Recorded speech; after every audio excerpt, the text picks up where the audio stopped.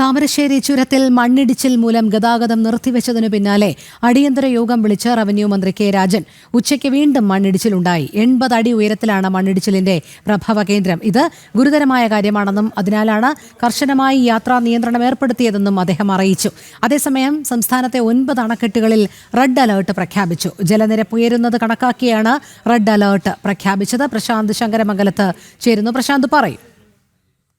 രോഹിണി, ഇന്ന് വൈകിട്ടോടെയാണ് റവന്യൂ മന്ത്രി കെ രാജന്റെ നേതൃത്വത്തിലൊരു അടിയന്തര ഉന്നതതല യോഗം വിളിക്കുന്നത്.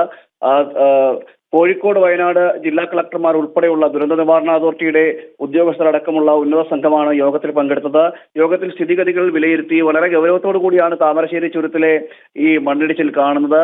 80 അടി മുകളിലായിട്ടാണ് ഈ പൊട്ടൽ ഉണ്ടായിരിക്കുന്നത്. അതുകൊണ്ട് തന്നെ ഈ ഇടം കണ്ടെത്തുക എന്നടക്കമുള്ള വളരെ ദുഷ്കരമാണ്. സോയിൽ പൈപ്പിംഗ് അടക്കമുള്ളവ നടന്നിട്ടുണ്ടോ എന്നടക്കമുള്ള കാര്യങ്ങളിൽ സംശയം നിലനിൽക്കുന്നുണ്ട്. അതുകൊണ്ട് തന്നെ GPS അടക്കം ഉപയോഗിച്ചുകൊണ്ട് ഒരു അന്വേഷണം നടത്തേണ്ടിയിരിക്കുന്നു. എങ്കിൽ മാത്രമേ കൃത്യമായ വിവരം ഈ വിഷയത്തിൽ ലഭിക്കുകയുള്ളൂ. അതുകൊണ്ട് തന്നെ ഭാരം കൂടിയ വാഹനങ്ങൾ ഈ സ്ഥലത്ത് കൂടി ഇപ്പോൾ ചുരത്തിൽ കൂടി കടത്തിവിടുന്നത് ദുഷ്കരമായിരിക്കും എന്നാണ് വിലയിരുത്തലുണ്ടായിരിക്കുന്നത്. അതുകൊണ്ട് തന്നെ ഇതുമായി ബന്ധപ്പെട്ട്, അതായത് റോഡിന് താഴ്വശത്തും മണ്ണിടിച്ചിൽ ഉണ്ടായിട്ടുണ്ടോ എന്ന അടക്കമുള്ള കാര്യങ്ങളിലും സംശയമുണ്ട്. അങ്ങനെയാണെങ്കിൽ ഭാരം കയറ്റിയ വാഹനങ്ങൾ കടത്തിവിടുന്നത് വലിയ രീതിയിൽ പ്രതിസന്ധി സൃഷ്ടിക്കും, ദുഷ്കരമായിരിക്കും, അപകട സാധ്യതകൾ ഒളിഞ്ഞിരിക്കുകയും ചെയ്യുന്നുണ്ട് എന്നാണ് റവന്യൂ മന്ത്രി പറയുന്നത്. അതുകൊണ്ട് തന്നെ ഇത് അടക്കമുള്ളവ പരിശോധിക്കണം. 2 മണിക്കൂറോളം മഴ തോർന്നു നിന്ന് കഴിഞ്ഞാൽ GPS ഈ വിഷയത്തിൽ പരിശോധന നടത്താൻ സാധിക്കും. എവിടെയാണ് പൊട്ടൽ ഉണ്ടായിരിക്കുന്നത് എന്നടക്കമുള്ള കാര്യങ്ങളിൽ പരിശോധന നടത്താൻ കഴിയുമെന്നും റവന്യൂ മന്ത്രി പറയുന്നു. എന്തായാലും ഇതിന്റെ അടിസ്ഥാനത്തിൽ കൂടിയാണ് ഇപ്പോൾ പരിശോധനകൾ.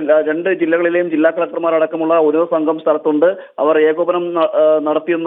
ഈ വിഷയത്തിൽ ഏകോപനം നടത്തിക്കൊണ്ടിരിക്കുകയാണ്. എന്തായാലും ഈ മഴ കൂടി മാറി നിൽക്കുന്ന ഒരു അനുകൂല സാഹചര്യം ഉണ്ടായിക്കഴിഞ്ഞാൽ നാളെയോടുകൂടി തന്നെ ഗതാഗതം പുനഃസ്ഥാപിക്കാൻ കഴിയുമെന്നൊരു വിശ്വാസവും അദ്ദേഹം രേഖപ്പെടുത്തിയിട്ടുണ്ട്. എന്തായാലും മഴ തുടരുന്നൊരു സാഹചര്യവും സംസ്ഥാനത്ത് നിലനിൽക്കുന്നുണ്ട്. അതുകൊണ്ട് തന്നെയാണ് ഈ ജലനിരപ്പ് വിവിധ ജില്ലകളിൽ KSEBയുടെയും അതോടൊപ്പം തന്നെ ജലസേചന വകുപ്പിന്റെയും കീഴിലുള്ള ഡാമുകളിൽ ജലനിരപ്പ് ഉയരുന്നൊരു സാഹചര്യം ഉണ്ടായിട്ടുണ്ട്. എന്തായാലും ഈ 9 ഡാമുകളിൽ ജലസേചന വകുപ്പിന്റെയും KSEBയുടെയും കീഴിലുള്ള 9 ഡാമുകളിൽ റെഡ് അലർട്ടും പ്രഖ്യാപിച്ചിട്ടുണ്ട്. രോഹിണി. ശരി, പ്രശാന്ത് ശങ്കരമംഗലത്താണ് വിവരങ്ങൾ നൽകിയത്.